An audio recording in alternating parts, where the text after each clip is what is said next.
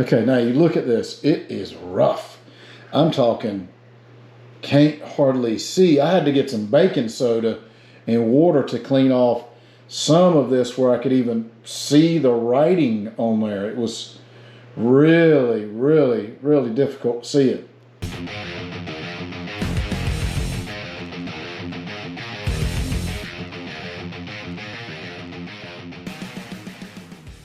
Hello everyone, and welcome back to another episode of RL Guns. I think on our last episode we did say we had another older firearm we wanted to show you guys, which this thing's kind of neat.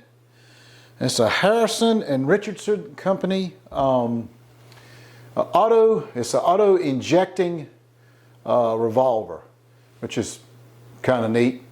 Now it does have a broken grip on one side, as you can see, but it's old. This is a 38 caliber, really in bad shape. Shouldn't be doing that whatsoever, as you can tell. Shouldn't be spinning like that. I did hesitate for a minute to take it out and try to shoot it. And I probably would have if I had got our 38 rounds to fit it. So I don't have a whole lot of knowledge on this. Y'all guys, I need some help. So anybody out there that has an H&R auto-injecting pistol, I think this one was built back in, it had a date on it when it was it's October 8th of 1995, I think. Because it was patented in August 6th of 1889. So it was patented in 1889, and I'm assuming started going out in 1995, which is on the firearm. I don't know if you can see it. Let's see if the camera will focus in on it. I doubt it will. No, it probably won't. But that's what it shows on there. And again, I couldn't get our 38 rounds to go in there. It would go down like 3/4 of the way and stop. And I couldn't figure out why. I said, well, being the knowledge that I have on this particular firearm, which is none, maybe is a different type of 38. I don't know if there was a such, but maybe there is, back in the day.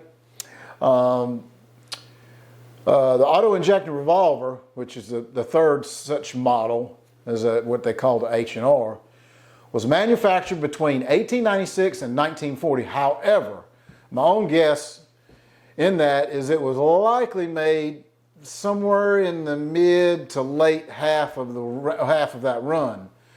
The current market on the H&R auto-injection top break revolvers is somewhere around affordability. I mean, you see some of them $80, $150, something like that. They're not much money. It's not a big savings on it.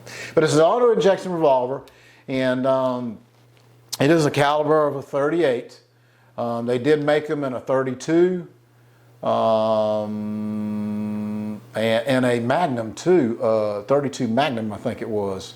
An H&R 32 Magnum they made. So they did make them in a couple, 2 or 3 different calibers. This one is really, really in rough shape. Let's go downstairs and take a closer look at it, and you'll see what I'm talking about. Okay, now you look at this. It is rough. I'm talking can't hardly see. I had to get some baking soda and water to clean off some of this where I could even see the writing on there. It was really, really, really difficult to see it. But for its age, I guess it's not too bad. Here's the cool part. So to load it, you see right there, you lift this up and it breaks away. Now watch, I thought this was the coolest thing ever. Watch how it auto ejects. Is that not cool? That's really cool. You got in there and just flip it over, bam, load it up again, and it's all ejected out, load them all up, yep, ready to roll. I thought that was so cool, man. That just was really, really, really neat. But yes, it is in kind of rough condition. Sights are not all that great on it, as you can tell. Really hard to see. Very, very difficult to see. But anyway, it is kind of neat. Let's go back up top. If any of you guys have any information on this, please don't hesitate to shoot me an email down below, because I don't know a whole lot about this stuff, about these older ones like that. I mean, hell, I wasn't even born then. You know what I'm saying? But I would really like to know, because I'm fascinated by some of this stuff. It's kind of neat.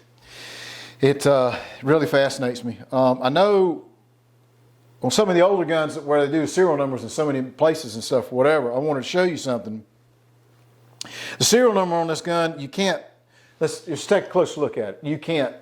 You don't, and I know it's kind of hard to see, but I'm just telling you, it is nowhere here, you know, physically where you're able to see it. It's not there.